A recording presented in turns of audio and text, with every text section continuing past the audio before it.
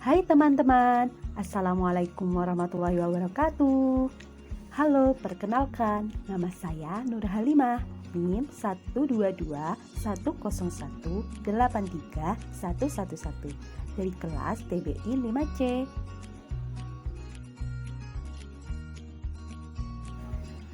Kali ini kita akan belajar tentang profil bahan ajar.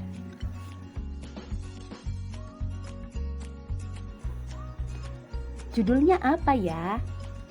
Judulnya adalah Yuk Lebih Tahu Anekdot. Jadi kali ini kita akan membahas profil bahan ajar dengan tema anekdot. Bentuk bahan ajarnya apa? Bahan ajar bentuk cetak.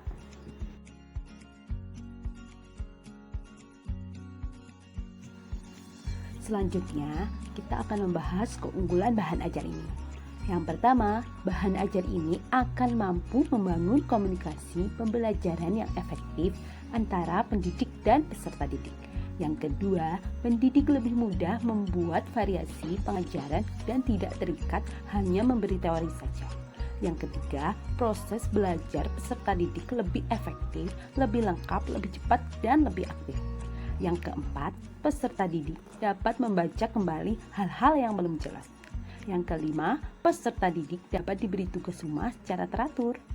Yang keenam, motivasi belajar peserta didik lebih tinggi. Yang ketujuh, bahan ajar ini menjadi lebih kaya karena dikembangkan dengan menggunakan berbagai referensi. Yang kedelapan, bahan ajar ini yang sesuai tuntutan kurikulum dan sesuai dengan kebutuhan belajar peserta didik. Yang kesembilan, bahan ajar ini tidak lagi bergantung kepada buku teks yang terkadang sulit untuk dipahami. Dalam artian, bahan ajar ini lebih mudah dipahami.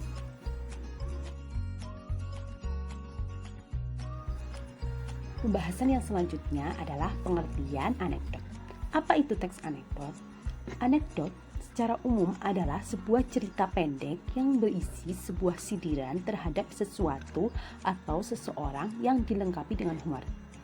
Sedangkan menurut KBBI, anekdot adalah cerita singkat yang menarik karena lucu dan mengesankan, biasanya mengenai orang penting atau terkenal berdasarkan kejadian yang sebenarnya.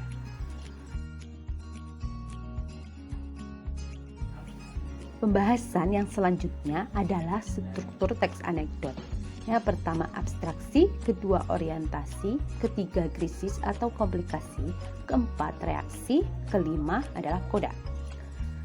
Abstraksi merupakan pendahuluan yang menyatakan latar belakang atau gambaran umum tentang isi suatu teks.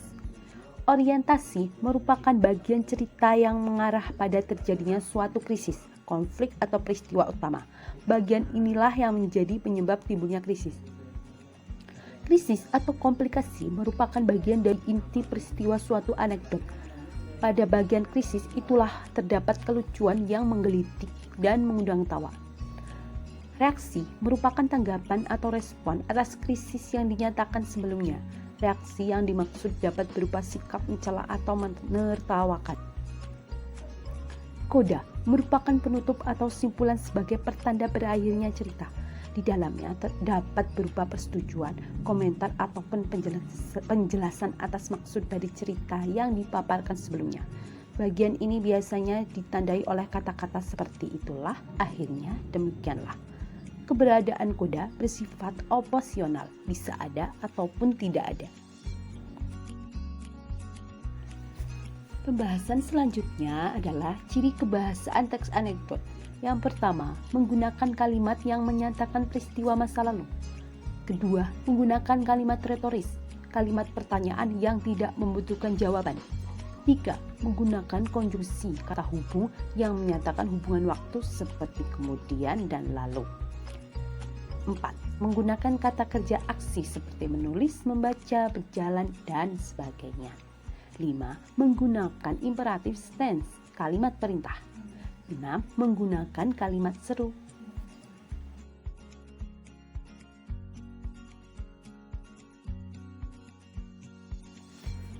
Selanjutnya, kompetensi dasar 3.6 menganalisis struktur dan kebahasaan teks anekdot. Indikator 3.6.1 mengidentifikasi struktur isi teks anekdot berupa abstrak, orientasi, krisis, reaksi, dan koda. Indikator 3.6.2 menemukan ciri kebahasaan teks anekdot. Kegiatan pembelajaran 1. Peserta didik membaca contoh teks anekdot yang diberikan oleh guru.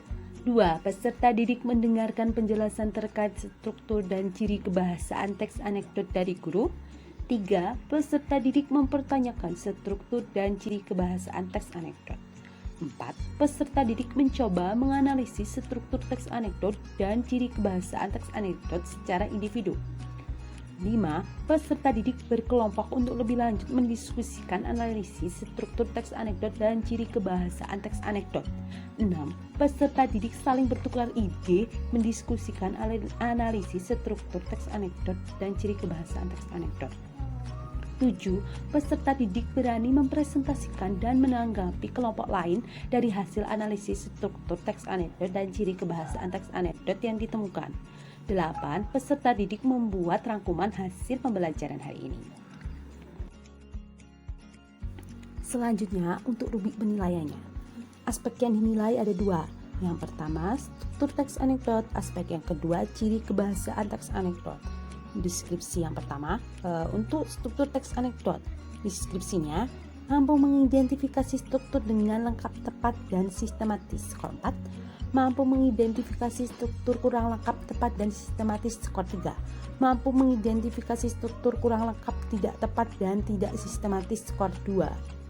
Untuk aspek yang kedua, ciri kebahasaan teks anekdot.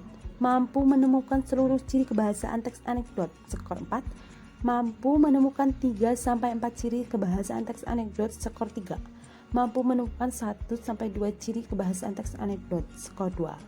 Keterangannya 2 untuk skor kurang sesuai, 3 untuk skor cukup sesuai, 4 untuk skor sangat sesuai. Nilai tugas yang dikerjakan oleh peserta didik dihitung dengan rumus nilai sama dengan skor yang diperoleh dibagi skor maksimal kali 100. Sekian untuk penjelasannya. Wassalamualaikum warahmatullahi wabarakatuh. Terima kasih.